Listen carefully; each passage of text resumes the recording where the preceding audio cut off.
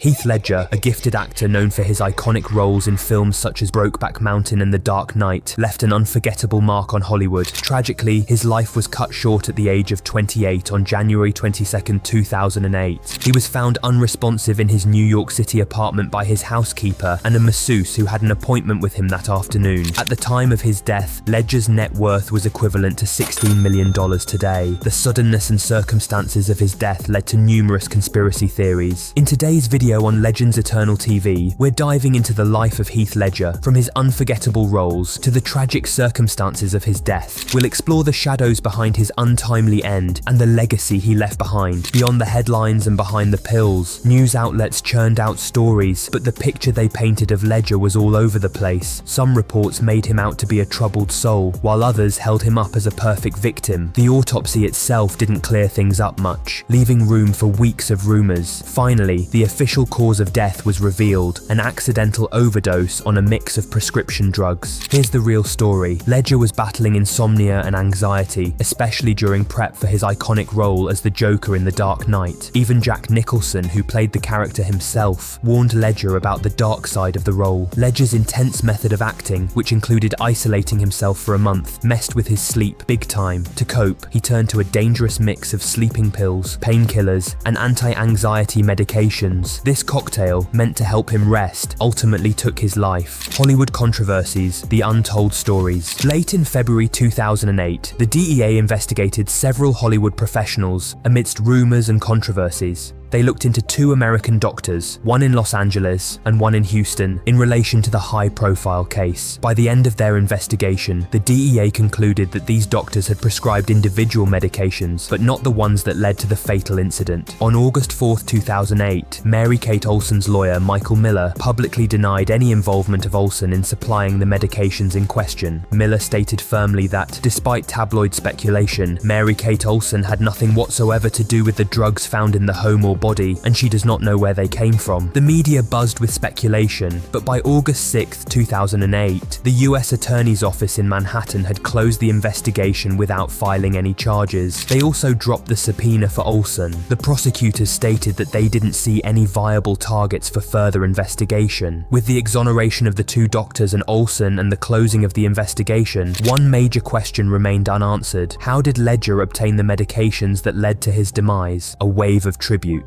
As the news broke, fans, celebrities, and even world leaders gathered to mourn the talented actor. Here in Manhattan, outside his apartment building, a crowd formed, a mix of media, mourners, and everyday people, leaving flowers and mementos. Back in his hometown of Perth, Australia, the grief was just as raw. Ledger's family held a press conference, their words choked with emotion, requesting privacy as they dealt with their loss. But the tributes kept pouring in. From fellow actors to politicians, messages of respect and admiration came flooding in. Kevin Rudd, the Australian Prime Minister, offered his condolences, while Daniel Day-Lewis, holding back tears, dedicated his Screen Actors Guild Award to Ledger, praising his dedication and talent. The impact Ledger had wasn't limited to big names. Vern Troyer, his co-star on the Imaginarium of Dr. Parnassus, even got a tattoo in his memory. Michelle Williams, Ledger's former partner and the mother of his child, spoke out about her heartbreak, finding solace in the spirit she knew lived on in their daughter. After private memorial services in LA, Ledger's family took him back to Perth for a public ceremony. Hundreds gathered at Penrose College, with the media documenting every moment. A private cremation followed at Fremantle Cemetery, with only his closest family members present. Later that night, on Cottesloe Beach, a wake was held, a more intimate gathering under the stars. The outpouring of love went beyond words. The Eskimo Joe song Foreign Land was written as a tribute, inspired by their time in New York around Ledger's passing. Even music found a way to express the collective grief. The State Theatre Centre of Western Australia paid a permanent tribute by naming a theatre after him, the Heath Ledger Theatre. Across the globe, Bon Iver's Perth was revealed to be inspired by Ledger. The song's creation unfolded during a time of grief for the band's music video director, a close friend of Ledger's. Heath Ledger's death may have been a tragedy, but the way the world responded showed the power of his talent and the impact he had on those around him. From heartfelt speeches to artistic expressions, the tributes ensured sure that Heath Ledger will never be forgotten, from darkness to hope. In the aftermath, his dad, Kim Ledger, refused to let the darkness win. He took his grief and channeled it into a powerful force for good. Kim became a vocal champion for mental health awareness and the dangers of prescription drug misuse. He knew other families shouldn't have to go through the same pain, so he set up a charity. Think of it as a beacon, shining a light on the risks of these medications and pushing for safer practices. But Kim didn't stop there. He wanted to make real change, especially in Heath's home country, Australia. He lobbied for stricter laws around prescribing medications, particularly for those in the spotlight like celebrities. Doctors, he argued, needed to be extra cautious. To turn these ideas into action, he launched the Scriptwise Foundation. This group is like a superhero team, fighting for responsible prescription practices. They want to make sure these powerful drugs are used safely and effectively. One of the big issues Kim targeted is doctor shopping, basically people going to different doctors to score a bunch of prescriptions. It's a dangerous game, and Kim knew it. He pointed to places like New York where they crack down on this practice with stricter monitoring systems. On day one, this system caught a ton of doctor shoppers, proving just how important it is to have these safeguards in place. Kim Ledger's story is one of turning tragedy into hope. By raising awareness and advocating for change, he's ensuring that Heath's legacy lives on, not just in his brilliant performances, but in the fight for better mental health care and responsible medication use. Thanks for joining us as we unveiled the shadows behind the tragic end of Heath Ledger, a truly talented star. His legacy and the lessons learned from his life continue to resonate. If you found this video insightful, please give it a thumbs up, leave a comment, and don't forget to subscribe for more deep dives into the lives of iconic figures. Ready to continue your journey down memory lane? Choose your next destination from our library of videos now. See you there.